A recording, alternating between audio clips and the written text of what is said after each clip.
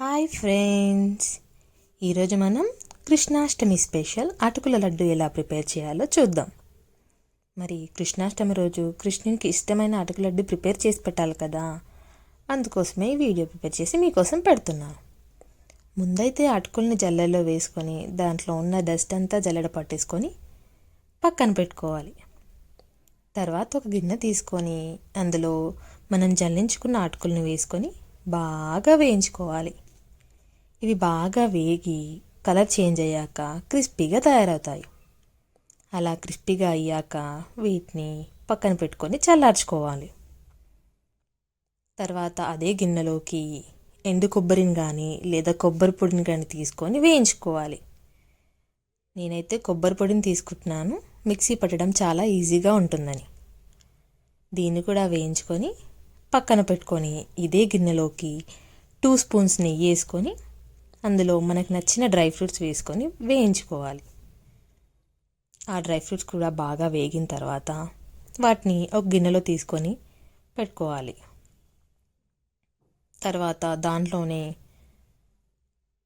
బెల్లాన్ని సన్నగా తరిగి వేసుకొని కరిగించుకోవాలి. ఇలా బెల్లం కరిగించుకుంటూ ఇంకో పక్క మనం ఇందాక వేయించుకున్న అటుకులు, కొబ్బరి, దాంట్లోనే యాలకులు కూడా వేసుకొని కొంచెం రవ్వగా మిక్సీ పట్టుకోవాలి. ఒకవైపు బెల్లం కరుగుతున్నప్పుడే ఈ పౌడర్ని ప్రిపేర్ చేసుకొని మనం పక్కన పెట్టుకోవాలి.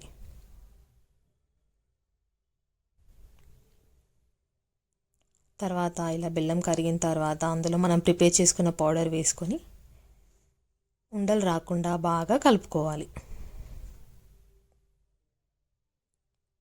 మనం వేసిన పౌడర్ మొత్తం బెల్లం పాకంలో కరిగేలాగా మంచిగా ప్రెస్ చేస్తూ కలుపుకోవాలి. ఇలా కాసేపు కలిపిన తర్వాత ఇందులో ఒక 1/2 కప్పు పాలు వేసుకొని మళ్ళీ బాగా కలుపుకోవాలి.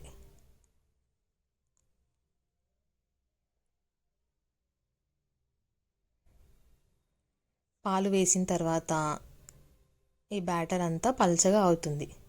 అప్పుడు దాన్ని ఒక 2 మినిట్స్ అలా కలిపి ఆ గిన్నెకి స్ప్రెడ్ చేస్తూ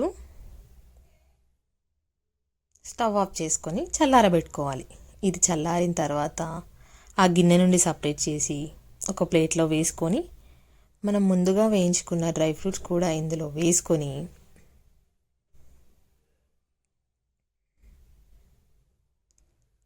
కొంచెం వేడి చేసి చల్లార్చిన పాలను కానీ వాటర్ని కానీ అద్దుకుంటూ లడ్డులాగా చుట్టుకోవాలి. ఇలా లడ్డూలాగా ప్రిపేర్ చేసుకొని మనం కృష్ణాష్టమి రోజు దేవునికి ప్రసాదంలో పెట్టడమే. మరి మీరు కూడా ట్రై చేసి టేస్ట్ ఎలా ఉందో